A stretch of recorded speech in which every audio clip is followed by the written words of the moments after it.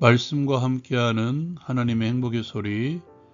이 시간에 느헤미야 1장 1절에서 11절까지의 말씀을 가지고 함께하겠습니다. 느헤미야는 형제 하나니를 통해서 예루살렘 성 파괴 소식을 듣습니다. 그는 울며 금식하며 하나님의 은혜를 구합니다. 아닥사스다 왕 제20년 기슬르월에 수산궁에 있었던 느헤미야에게 형제 하나니가 두어 사람과 함께 유다에서 나옵니다. 느헤미야는 그에게 유다와 예루살렘 사람의 형편을 묻죠. 그들은 사로잡힘을 면하고 남아있는 자들이 거기에서 환난과 능욕을 받으며 예루살렘 성은 허물어지고 불탔다는 소식을 전합니다. 느헤미야는 이 말을 듣고 수일 동안 슬퍼하며 하나님 앞에서 금식하며 기도합니다. 그는 이렇게 기도합니다. 하늘의 하나님 여호와 크고 두려우신 하나님이여, 주를 사랑하고 주의 계명을 지키는 자에게 언약을 지키시며 긍휼을 베푸시는 주여 간구하나이다. 이제 종이 주의 종들인 이스라엘 자손을 위하여 주야로 기도하오며 우리 이스라엘 자손이 주께 범죄한 죄들을 자복하오니 주는 귀를 기울이시며 눈을 여시사 종의 기도를 들으시옵소서. 나와 내 아버지의 집이 범죄하여 주를 향하여 크게 악을 행하여 주께서 주의 종 모세에게 명령하신 계명과 율례와 규례를 지키지 아니하였나이다. 옛적에 주께서 주의 종 모세에게 명령하여 이르시되 만일 너희가 범죄하면 내가 너희를 여러 나라 가운데에 흩을 것이요 만일 내게로 돌아와 내 계명을 지켜 행하면 너희 쫓긴 자가 하늘 끝에 있을지라도 내가 거기서부터 그들을 모아 내 이름을 두시려고 택한 곳에 돌아오게 하리라 하신 말씀을 이제 청하건대 기억하옵소서.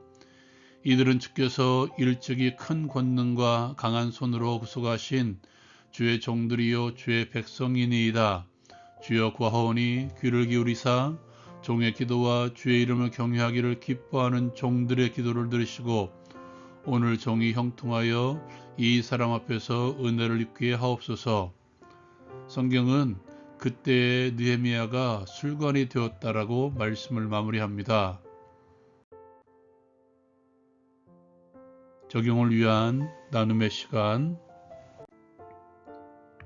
하나님께서 세우신 지도자 느헤미야에 대해서 이 시간 함께 나누기를 원합니다.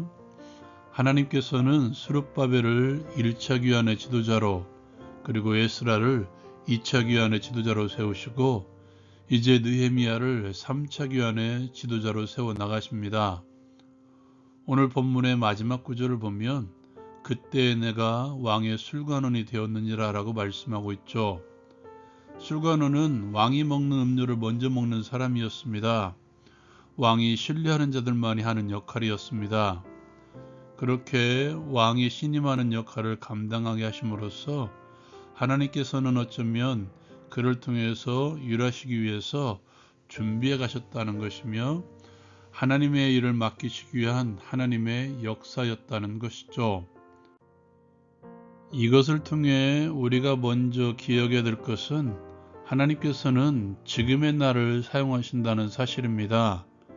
다시 말해서 지금의 나는 항상 하나님께서 사용해 두시려고 준비하신 때라는 것이죠. 그러므로 하나님의 때는 항상 지금입니다. 하나님의 일하시는 때는 항상 지금의 나라는 것입니다. 에스더가 왕후가 된 이후에 민족의 위기를 맞이했던 모르드게가 에스더에게 구원을 요청합니다. 그리고 그는 이렇게 말하죠. 내가 왕후의 자리를 얻은 것이 이 때를 위함이 아닌지 누가 알겠느냐. 지금의 나는 하나님께서 쓰시기 위해서 준비해 두신 모습입니다. 현재의 나는 하나님께서 쓰시고자 하는 모습이기에 우리는 항상 지금을 최선의 때, 즉 하나님께서 사용하시기 최선의 때임을 믿음으로 인정하는 것이죠. 그러므로 우리의 할 일은 하나님께서 쓰실 수 있도록 항상 준비해 두는 것입니다. 언제나 최선의 모습으로 하나님께서 쓰실 수 있도록 서 있는 것이며, 오히려 지금 하나님께서 나를 쓰시고 계심을 인정하며 지금의 상황을 항상 최선을 다해 행하는 것입니다. 지금 나는 하나님의 일을 행하고 있습니다. 하나님의 도구로서 쓰임받고 있다는 것이죠. 그러므로 최선을 다하십시오. 바울 사도의 말씀을 인용합니다.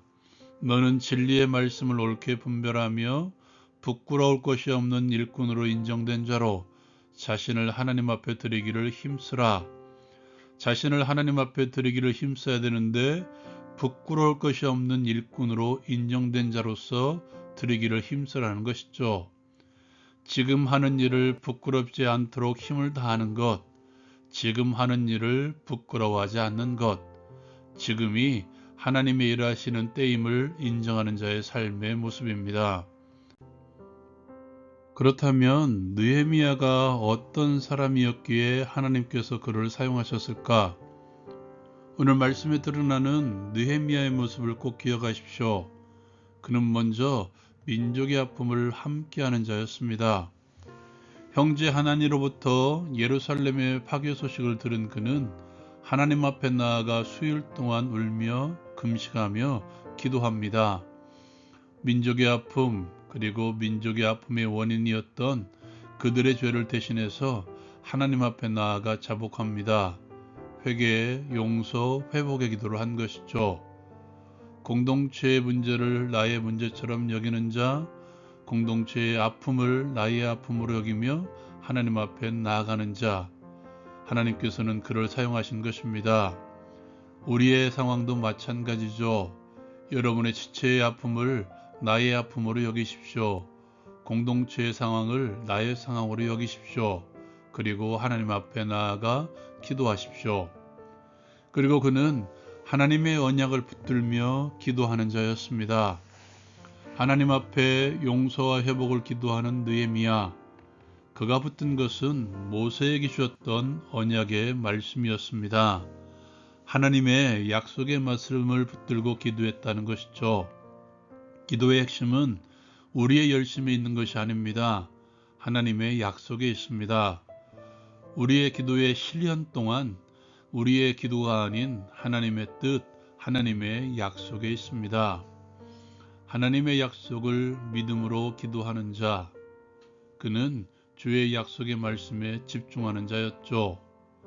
오늘 느헤미야는 이렇게 하나님에 대해서 고백하고 있습니다.